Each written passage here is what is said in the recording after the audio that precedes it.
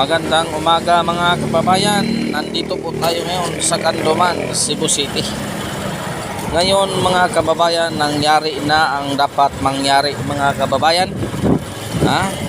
Magko-comment po tayo mga kababayan kung ano ang mga reaksyon ninyo tungkol dito sa pulburon na lagi nang kumakalat. Talagang video na ito. Sa palagay ninyo, anong masasabi ninyo dito kababayan?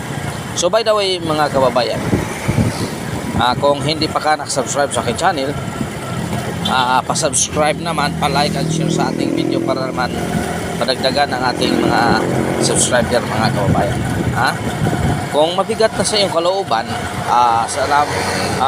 ako nagpasalamat din sa inyo sa walang pagsawang pagpanood sa aking channel.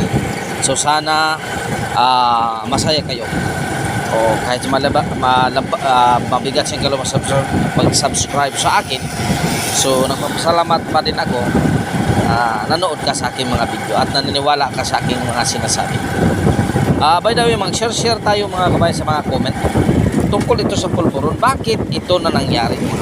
So talagang nangyari.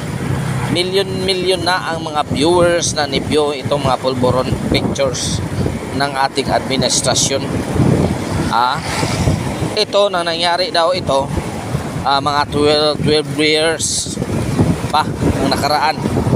12 years pa. So matagal-tagal na ito mga kababayan.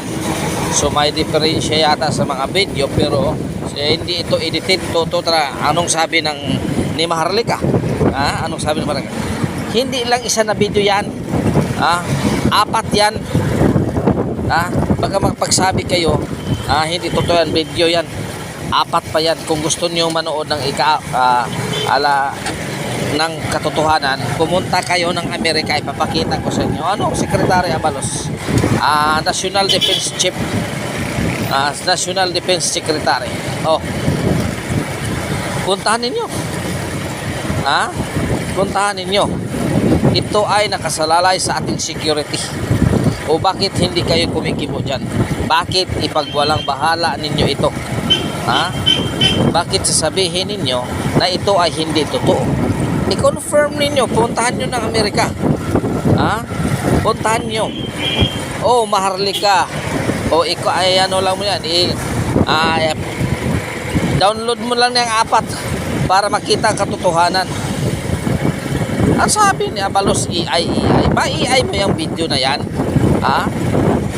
Bakit ma-AI? Sumisinghot ng pulburon? Ganon ba? Alam mo mga kababayan, may kaibigan talakaw ka, mga kaibigan akong ganyan. Nagtatrabaho siya sa isang call center, pero talagang gumagamit siya kasi hindi daw magpapangsyon yung utok niya kapag hindi nakagamit. Yun ang katotohanan mga kababayan. Pag nakagamit siya, parang madali, may mga problema sa kanyang trabaho, madali lang niya isolve. Pero kung hindi siya nakagamit, napakahina talaga niya. Blanco yung utak niya. Siguro ito rin ang mangyayari, di ba? Ito rin ang nangyari sa administrasyon nito. Kasi kapag nagsalita, tuloy-tuloy. Ang memory niya nandyan. Pero kapag tinanong ng media, kaya palaging umiiwas. Iba ang kanyang sinasagot, di ba? Nakikita ninyo? Iba.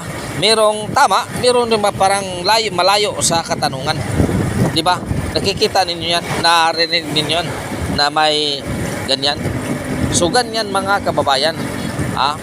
Kapag ganyan ang isang bagay tinutukan mo tapos press na press yung utok mo, nakagamit ka ng bagay niyan, ay talagang yung utak mo pumapangsyon yan. 12 years na. So malaki na ang agwat sa diferensya ng taon. Kasi ngayon si Bongbong Marcos is 64. So 12 years. So 52. So ito si Bongbong Marcos, batang-bata pa ito. Hindi pa masyado makikita na matanda na, di ba? Yan ang totoo mga kabayan. So by the way mga kababayan, ako nagpasasalamat sa inyo. Bilang suporta sa akin, at lahat ng mga subscriber ko at talagang nagpapasalamat ako. Maraming sa lahat ng mga subscriber ko. Sana hindi kayo magsawang magsuporta sa akin mga kababayan. Maraming salamat mga kababayan. Ha? Maraming salamat.